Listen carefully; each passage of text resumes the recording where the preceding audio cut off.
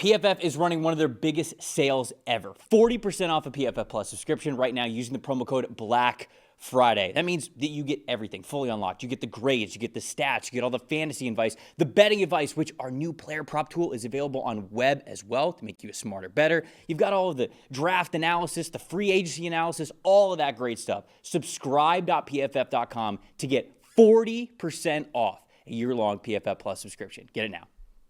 The Philadelphia Eagles and the Detroit Lions, that's the first game that we're talking about. Philly defends home turf. It wasn't really the offense that did too much. They only scored 16 points. But on the flip side, they hold the Detroit Lions to just 9 points, which is incredibly impressive. And we're going to give Vic Fangio his flowers here. But first, of course, let's talk about the top 5 graded players that we had for the Philadelphia Eagles. Defensive tackle Jordan Davis at the top of the list with an 84.8 last night, and equal 84.8 to defensive tackle Moro Ojomo as well. Edge rusher Jalix Hunt is coming along, having a really nice year, 81.4. Offensive guard Tyler Steen with a 76.9. And then edge rusher Jalen Phillips, another good game from him in an Eagles uniform after the trade deadline, a 76.5. Jalen Hurts in this one, a 77.1 overall grade. On Detroit's side of things, boy, Dalton, you pointed this out. What was this, last week, a couple weeks ago? Jack Campbell's having an all-pro type of season, and he was their top-graded player with a 74.0. Safety Brian Branch is 73.6. Cornerback Rocky Sanders 73.4. Edge rusher Aiden Hutchinson with a 72.5, and then running back Jahmyr Gibbs with a 71.6. Jared Goff in this game, not his best, a 42.5. Stat that told the story here, Dalton. What do you got? This, for as big as this game was between these two teams, Sunday Night Football, the stakes between two first-place teams, it's very simple, okay? You stop the run, you stop the Lions. The Lions are now 6-0 when they run for at least 100 yards. They're 0-4 when they run for less than that.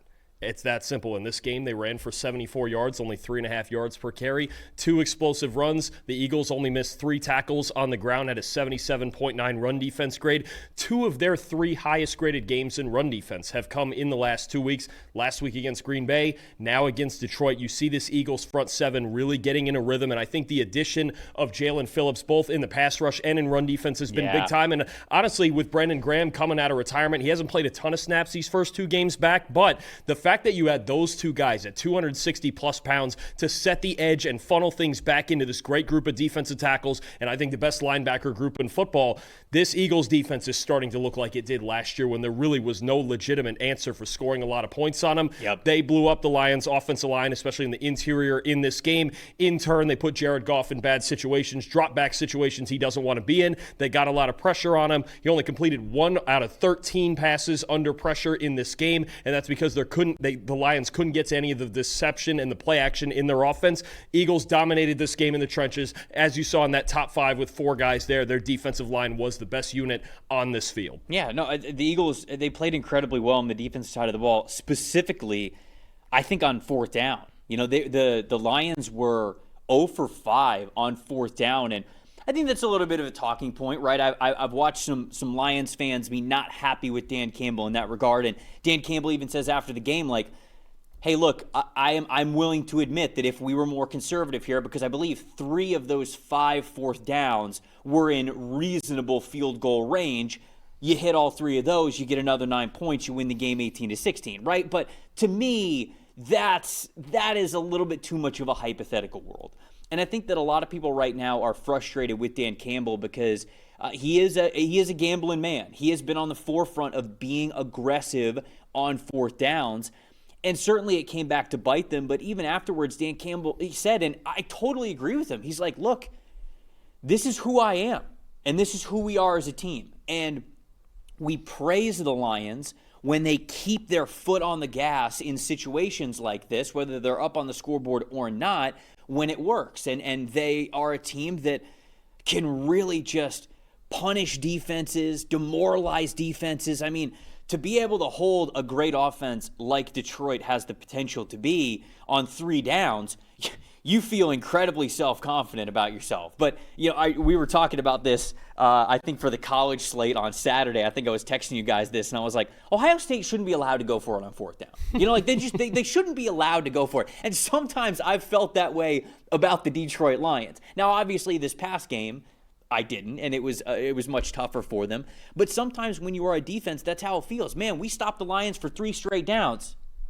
What do you mean they get a fourth down where the offense goes out there? And I think that's just a hat off to what Vic Fangio was able to do. And it just felt as though they played very aggressive. They played very tight. They played very confident. And there were a couple of throws that Jared Goff could have potentially had, but he was rattled. You know, they were rushing 4. They were collapsing the pocket. The corners were playing just such great tight coverage. And so it's not even that the Lions didn't have opportunities on fourth down. They just didn't convert them. And I think that's just a kudos to what Vic Fangio was able to do during the week to have this team ready. But the Lions are still a really great offense. I think it was more of a week where you just did not get their best. And it looks ugly when you see 0 for 5 on fourth down with this team, knowing that if they kick 3 field goals, they win the game. But that's a little too hindsighty for me. I don't agree with that. This is your identity. And to be honest with you, Dalton, I'm glad that they are sticking to it no matter what, because it is also this identity for the Lions that wins you a Super Bowl.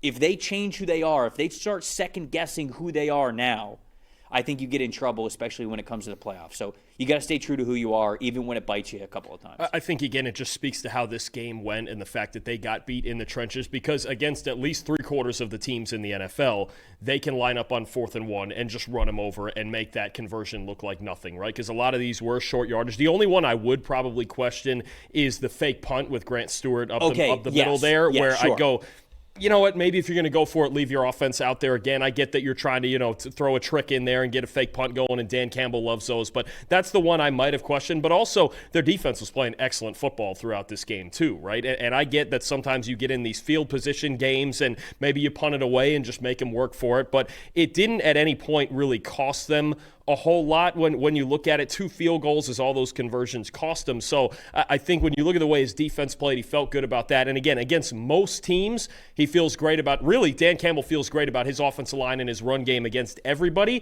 Just didn't happen in this game. And I think that really encapsulates just how well the Eagles played on defense. Sometimes it's not about the process. They just didn't execute this time. There's going to be another game where they go 4 for 5 or 5 for 5 on these fourth downs, and everyone's going to go, wow, look how brave, look how heroic. But it just didn't work this time, and Vic Fangio got him. Yeah, I mean, the last 4 weeks for the Philadelphia Eagles, 4 game weeks, I should say, because they had a bye week in between. 22 points allowed to the Vikings in Minnesota. 20 points allowed to the New York Giants just a few weeks after they scored 34 on them. Then you had the bye week, and then it was only 7 points allowed to the Green Bay Packers in Green Bay, and then only 9 points allowed versus the Detroit Lions. Eagles starting to hit their stride on the defensive side of the ball. And I think that also is part of what makes them championship caliber. So most impressive was Vic Fangio there for that stretch. Most disappointing, I just have the refs for this one. It's just kind of brutal. The last play where, obviously the one that everybody was talking about, where Rocky Sin got a little bit of A.J. Brown's hand in there, but A.J. Brown also pushes off on him. It's just a crappy play to call when the game is on the line like that. I just hate it, man. It's not a PI. It's just yeah. And again, if you slow it down, because there's going to be some people that are like, well, what do you mean it wasn't PI? He grabbed his arm.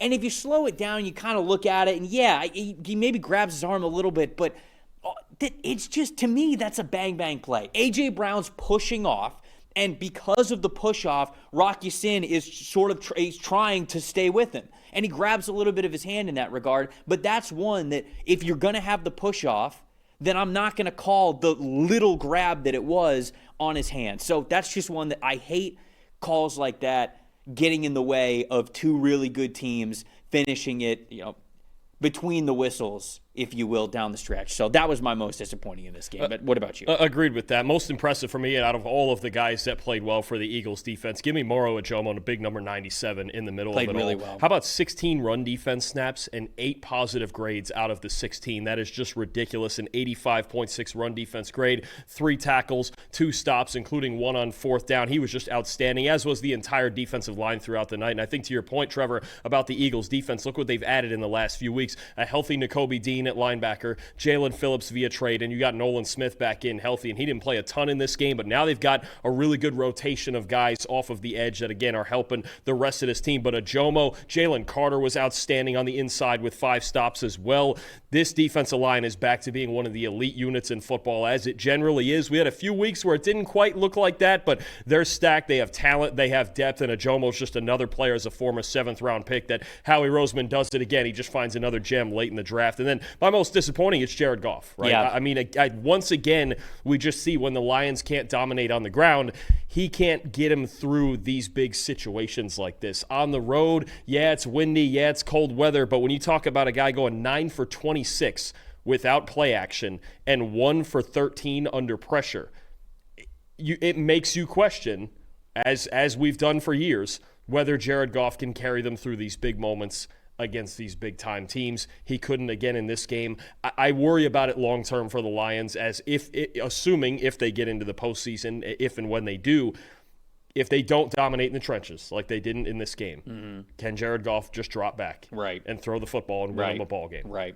And it's, we didn't talk a lot about the Eagles offense. I want to spend a little bit more time on that before we do the Wednesday show, because I got to go back, and I was watching I was watching the Eagles defensive side of the ball, because I think that was the main story here in this one. But again, like, they did enough to win on the offensive side of the ball. They gave AJ Brown 7 targets. He had 11 targets, He had 7 receptions for 49 yards, but it was a lot of just feast or famine, which kind of feels like what the Eagles are right now. I mean, even you go to Saquon's stats here, 26 rush attempts here from Saquon Barkley, 83 rushing yards. That's 3.2 yards per carry of an average. You're just not getting a lot of explosiveness there out of the run game, and there's just not a lot of consistency in the pass game. And so, look, the Eagles are sitting here at 8-2. They're clearly doing enough, and they're playing complementary football enough where the offense has been able to pick up the defense when the defense hasn't had it certain weeks. Certainly over the last couple of weeks, we've seen the defense pick up the offense over these last 2 weeks against 2 really good opponents in the Green Bay Packers and the Detroit Lions. But you've got to be a little bit more complimentary than that, I think, to beat these good teams enough to potentially go back-to-back and win another Super Bowl. But I think we'll probably talk about